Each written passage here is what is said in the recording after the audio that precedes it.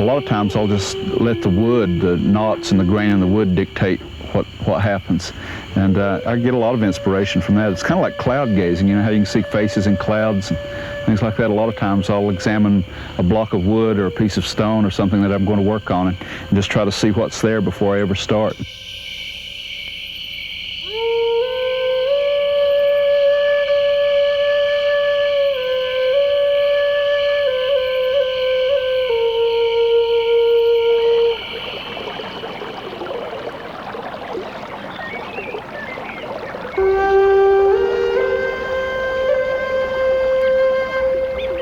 The Cherokee have called these southern Appalachian mountains home for many generations.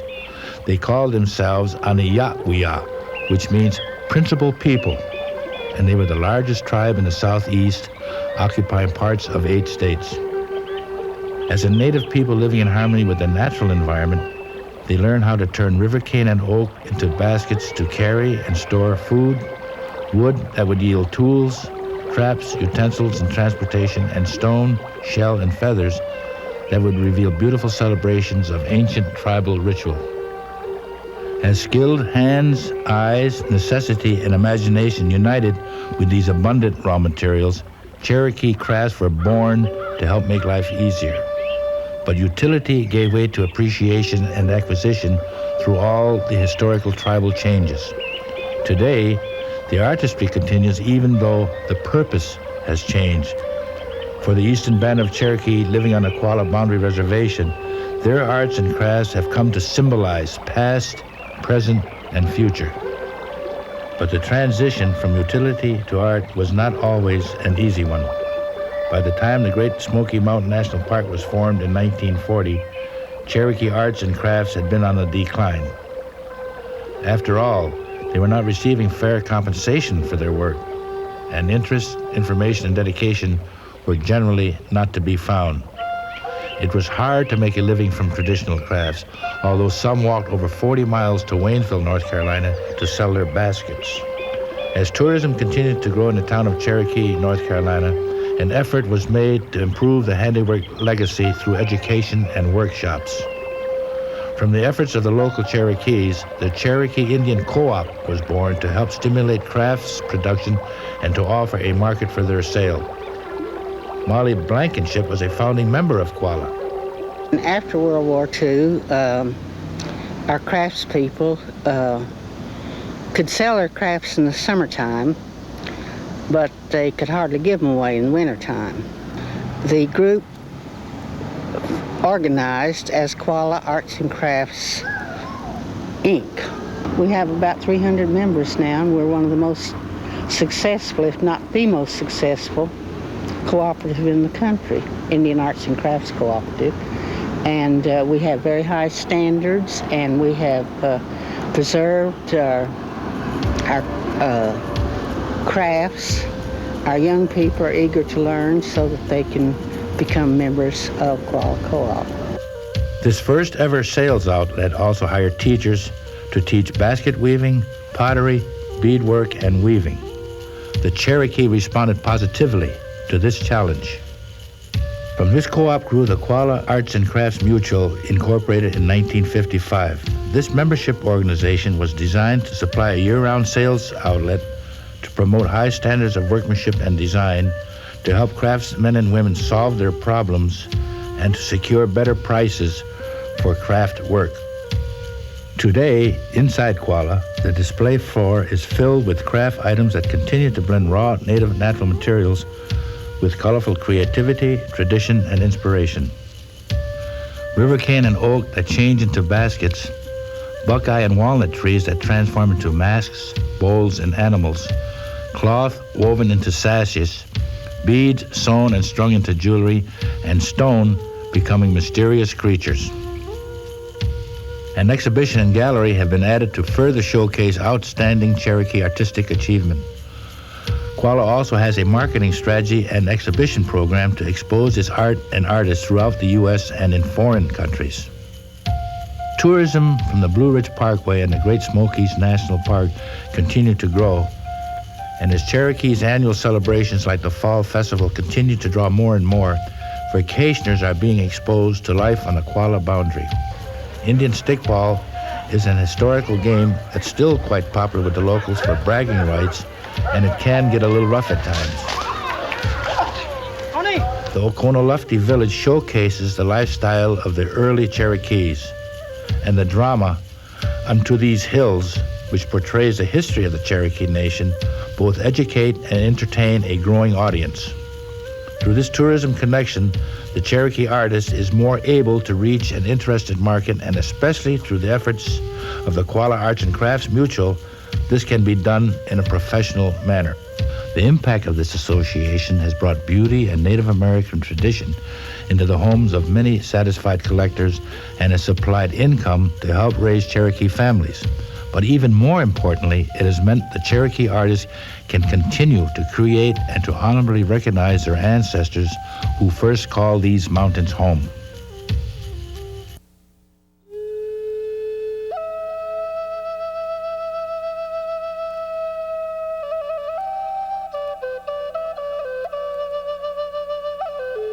Trees. One of the most abundant natural resources in the mountains of western North Carolina. The wood that comes from these trees has meant much to the Cherokee. From the poplar, basswood, and other softwood come items of ritual and ceremony. From harder woods like cherry and walnut come items of utility and beauty.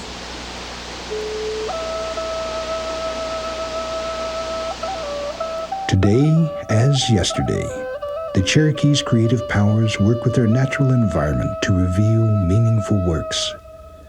This collaboration between grain, eye, hands, and tools has been part of Cherokee life for centuries. Because of the humid southeast climate, not many wood artifacts exist, but we do know that large items like this canoe took great skill and craftsmanship to burn and manipulate the coals to produce sides just inches thick. Dr. Abram from the Cherokee Heritage Museum offers some historical insight into the significance of wood carving in Cherokee traditions. The wood carved items are just pieces of wood for utilitarian objects, have been used by the Native Americans here in the southeastern part of the United States, known as the Southeast Indian Complex, for thousands and thousands of years, dating back to the ancestors of all Native Americans from the Paleo period right on up through the Mississippian into historic times. And in the Archaic period, we see then not only the shaft of the spear still in existence, but a new invention, a lever to help throw that spear that was also carved of wood, and this was known as the atlatl. It was not until the woodland period that the Indian people then started making the bow for the bow and arrow. And then coming on up into the Mississippian time with larger cities, more time devoted to the arts and the like, because they were able to cultivate crops and keep animals nearby, then it freed up their hands, their minds to create more artistic things. There also was wood objects that the Cherokee used called the Willem Olem, which is a form of, if you will, a totem pole. Corn pounders, known in the Cherokee language as the kanona. Masks, they certainly date back to the Cherokee several centuries. Other things that has to do with the use of wood was in a utilitarian manner was the dough bowls used in the cooking by the women, handles for axes and hoes, pots, bowls. After the Europeans came, we would even see wooden spoons. The utensils used in carving the wood objects would have been from natural materials, such as flint knives. And then, of course, after the Europeans came and a lot of the metal was used, then they had the metal knives to do more intricate and elaborate type of carvings. The products that you see today of what the wood can be made into with the beautiful carvings that the Cherokee now do certainly is not anything new. It's just carry on a continuum of carving, but carving new and different things, but still is quite Cherokee, quite Indian. The animals have shared these mountains with the Cherokee for centuries. These buffalo, deer, and bear decoy hunting masks made from the buckeye and basswoods were used as decoy masks so that skilled Cherokee hunters could approach the animal more closely in order to kill them for food and clothing. The spiritual use of the mask was used before and after the hunt in dances. This ritual was done as a form of prayer to ask the elder fires above that the hunt would be good, and thanks after the hunt for a successful one. Spears and axes were also carved from trees and chipped from stone for use in the hunt, as well as the blowgun and bow and arrow. The Cherokee booger mask was used in a dance as a social outlet for their frustrations for having to deal with other races and nationalities. It was a medicine-type dance. In traditional Cherokee medicine, if an object seems overpowering to you, and if it can be made fun of or belittled, then its power is diminished. Therefore, by putting on booger masks that represented Europeans or other native tribes, it mocked them and diminished their power and influence over the Cherokee. Today, that tribal tradition is continued in these masks, carved by William Lossy, Davy Arch, and Virgil Crowe. The water drum was used in the ritual dance besides being used as a signal or communications tool. The Cherokee have studied and observed animals for generations for use in hunt and to learn morals, ethics, and natural truths. Today, that animal observation tradition is reflected in the sculpture that present native Southern Appalachians' animals' anatomy in a realistic and sometimes comical manner. Remembering the three worlds of the Cherokee shaman, the upper world which was inhabited by the birds, this world by the four-footed animals, and the underworld by the reptiles and insects. Those creatures are now captured in wood to show respect for those three worlds. The woodland buffalo once roamed these mountains 200 years ago and was a favorite of the Cherokee. Remembering and reflecting their connection to their environment, the Cherokee carvers continue to respect those sacred animals that were such a large part of Cherokee life.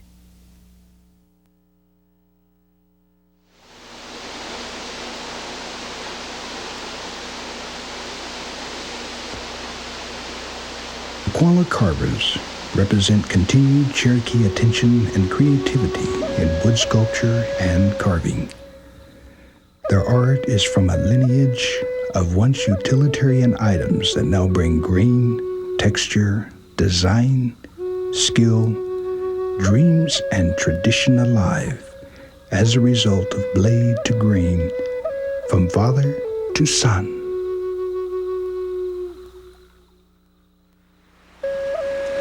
As I walk through the forest, I feel a very close kinship to the trees and the plants that make up this environment that has supported our culture for thousands of years. Look around and think of all the contributions that these trees have made to our culture, the maple, the pine, the oak, and the walnut, all the different species. Think of how they've provided us with shelter, with food, with clothing, even material for our artwork. It's a very close, good feeling that I have for these trees. A very wonderful thing, these trees in the forest that we live in. Growing up in this forest here in the Smoky Mountains, I've learned to recognize all the plants, the animals, and the trees. As I look around and notice how the trees have grown with their knots and their curly limbs, it inspires me to think of creations I might make out of the material that these trees provide. Images like the bear, the snake, the eagle, and the squirrel. These have been our neighbors here for thousands of years. In creating these images in wood that's provided by the trees, I'm perpetuating a part of our culture that has existed here for thousands of years. One of the most recognized Cherokee carvers is Going Back Chiltosky. Born on the reservation in 1907, he has favored the animals that surround him on the Qualla boundary. I was starting to school, then I had to have a little money, along to spend, so I made spoons and things like that with a pocket knife. That's how I got started. I've been doing it ever since. I got classes of all kinds all over the United States. I started right here. I was born about half a mile above here, 1907. People all over the world collected a piece of my work. I couldn't tell you how many pieces I made. Oh, hundreds of them. Where do you get your inspiration for your work? Well, just take up an idea. Some people bring me an idea what they want, so I'll go ahead and make it. See? Although woodworking has traditionally been done by men, one woman stands out for her beautiful wood sculpture and for her ability to teach. In fact, she is directly responsible for instructing some of the outstanding young Cherokee carvers of today. I love to carve bears, and I like to do them in different positions and humorous type positions. I just try to get something that people will enjoy, something that makes you feel good to look at. I started carving when I was 4 and a half, and I studied Sears Roebuck catalogs and drew from those and magazines. Every animal I could find, I would draw it and change it around and make it look the way I wanted to. That was my art training for many years.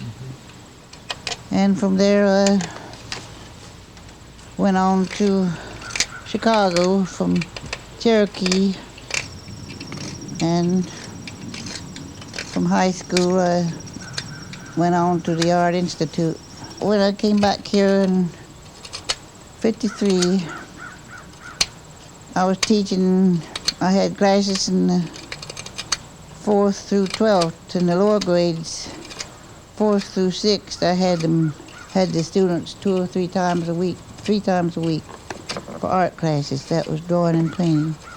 And the rest of the time it was wood carving.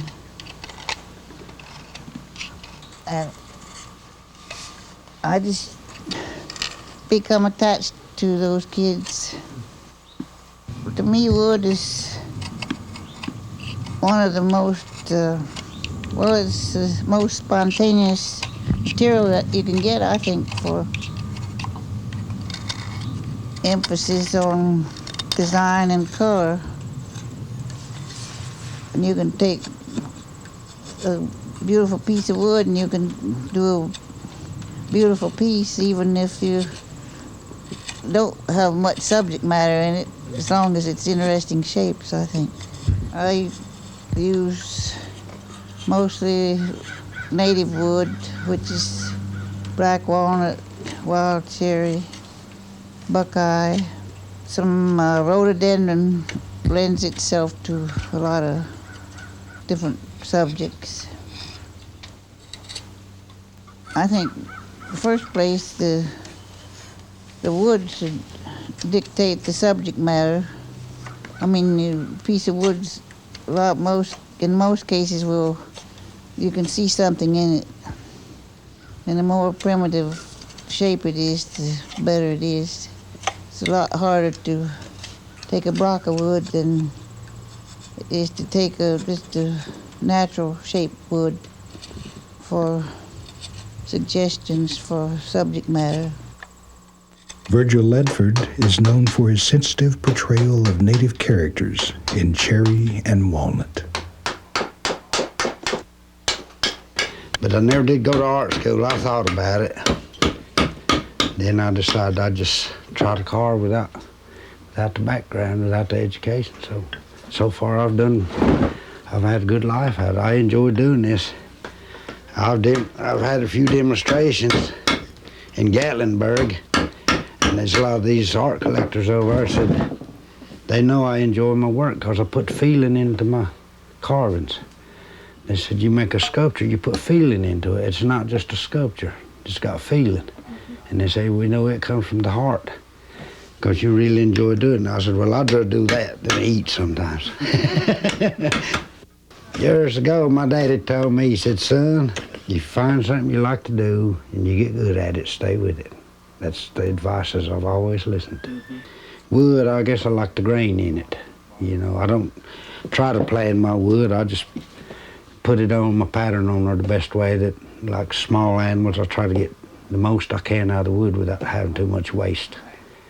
Big pieces, I try to use the whole block without having too much waste on it.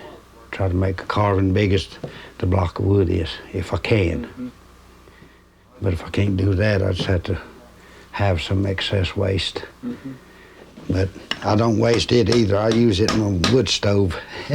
So either way, I make use out of all the wood.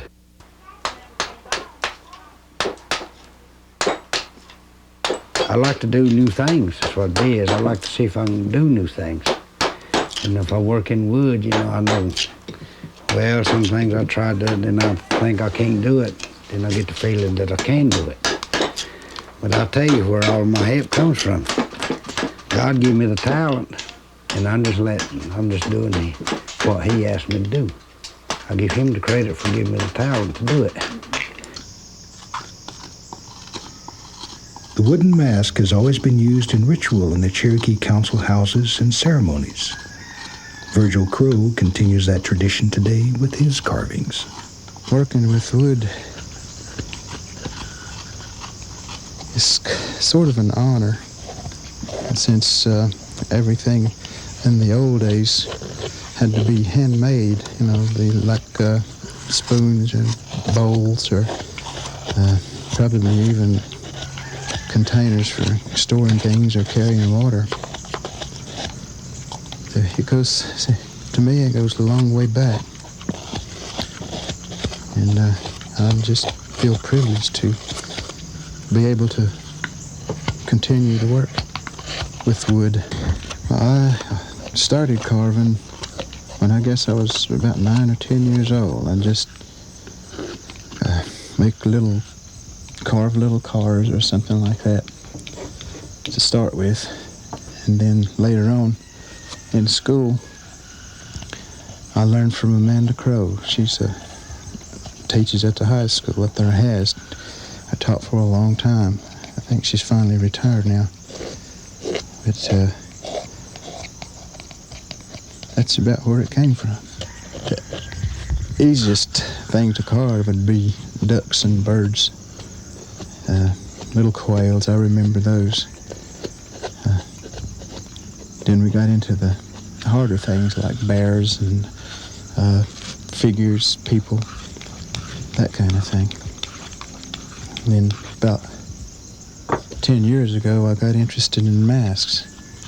And that's basically all I've done for the last 10 years is carve masks. Well, I do 5 different types, which are all traditional Eastern Cherokee masks. The one being the rattlesnake mask. And it was used solely by the medicine man. He carved it. It was his responsibility. The only one in the tribe that did it. Another traditional carver is Davy Arch, who continues to strive for excellence with his relationship with the grain. And what I'm doing is an art form here in Cherokee and how it relates to the culture. that's one of the reasons I still make masks, is so that there'll still be someone in the tribe that's doing this. There's a few woodcarvers, other woodcarvers that are making masks, but for a while it was almost a lost art. The use of the mask was something that kind of faded away with the introduction of Christianity. So without needing them, a lot of people just quit making them. But I do a lot of things like the mask making and flint knapping, and I make bows and weapons and drums and other musical instruments. And one of the main reasons is just to perpetuate the art form in the culture. Traditionally, they were used in our dances as a way of either disguising the dancer from the spectators, or sometimes they would wear the mask as a way of humbling themselves. The dances were only used as a form of prayer, either asking the Supreme Being for something or thanking him for something. And so a lot of times the dancers would humble themselves by covering their faces with the masks. And then at other times the mask was only worn by the lead dancer just to identify the dance. And the masks in pre-Columbian times were mostly made out of bark and animal fur and different materials that could be worked with flint tools. But after the introduction of metal to the Cherokees and after a lot of people became familiar with metal tools, a lot of the mask makers began making the masks out of wood. And the wood that I use primarily is buckeye. It's a real light, soft wood, but I make them out of poplar and basswood. I've made them out of chestnut and cherry and walnut, and all different kinds. I've probably made 500 or 600 masks in my lifetime, and it's something I really enjoy. There's hardly ever two of them the same. They're always a little bit different. A lot of times they'll have the same traditional theme, but it's hard for me to recreate something just exactly like another one. I've developed a style of really smooth lines and a lot of animated appeal to my work, and a lot of times I'll just let the wood, the knots and the grain in the wood dictate what happens. And I get a lot of inspiration from that. It's kind of like cloud gazing, you know how you can see faces in clouds and things like that. A lot of times I'll examine a block of wood or a piece of stone or something that I'm going to work on and just try to see what's there before I ever start. And a lot of times those kind of pieces will be the easiest to make. They just kind of happen, you know. Through realistic portrayals of animals and their habitat, Ronnie Bradley strives to realize his dreams. Each piece that I do, or each individual little carving, it don't matter what it is, I try to give it a personality or of its own, so that way it's different. But then again, and each time in doing that, I see it as the way I would like it to be seen, and there's so much. I put so much intensity and giving them their own characters. That there's so much of me in each one that I get really wrapped up in them. I really, Yeah. It's really unreal how much the intensity and the drain of doing the pieces and stuff. I really exert so much attention and into each piece that I'm really totally drained after I get a piece done. Mm-hmm. In my carvings and stuff, I try to portray the beauty of the mountains, but it's only a very small touch of the true beauty of it.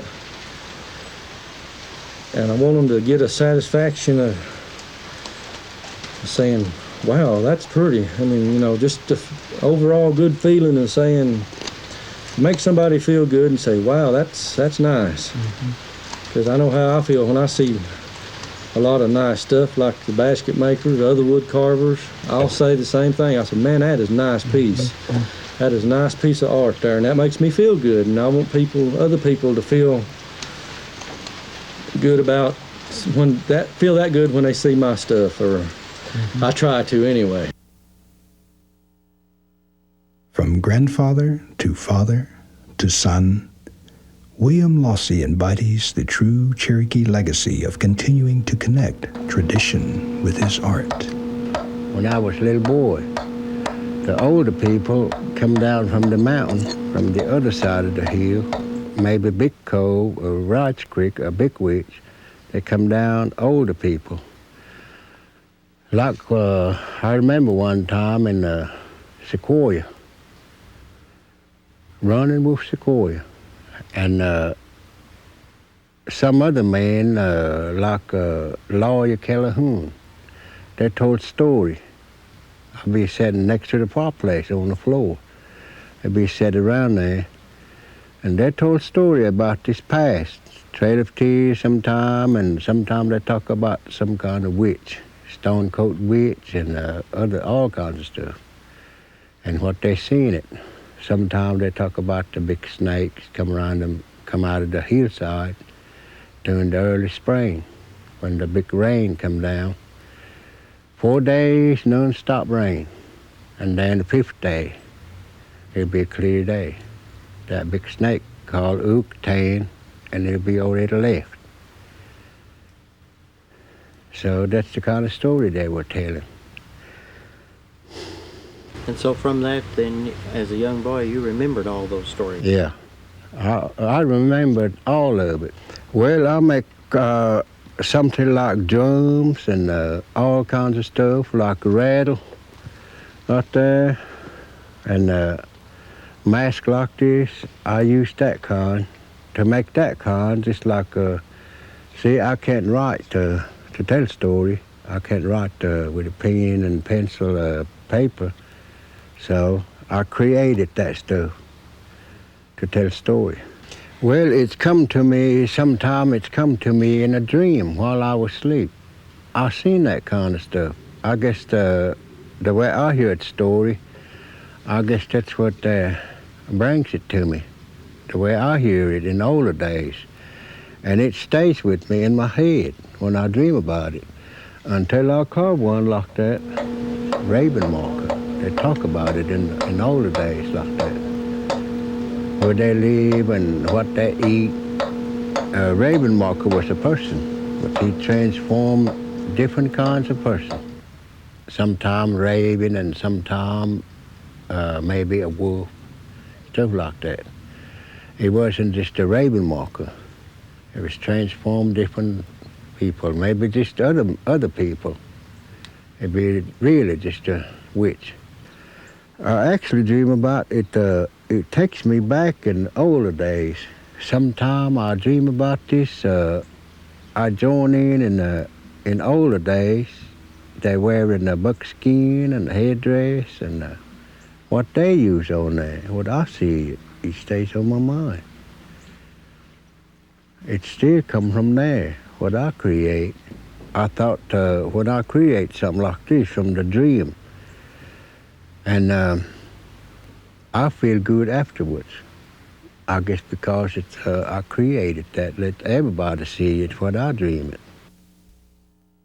The Eagle Dancer by John Julius Wilnoti. This 27-inch solid piece of carved cherry is the epitome of Cherokee wood sculpture. The strength and wisdom of the eagle and its close relationship to Cherokee ritual, legend, and myth express great detail and creativity in this one-of-a-kind masterpiece. John Wilnoti carved the Eagle Dancer by the light of an oil lamp before he had electricity in his home. Its first unveiling was very undramatic. John brought it into Cherokee in a plain burlap sack. Untying the cord, the bag fell to reveal this magnificent sculpture. John's only words, "Here is the Eagle Dancer, as I promised." From utility to today's grained inspirations, the artistic creations from native wood represent Cherokee tradition, ritual, and dreams. The sculpted essence of these and other skilled Qualla carvers reflect their desire to create, inside and outside of traditions, to free the animal, bowl, or character that lives within the wood.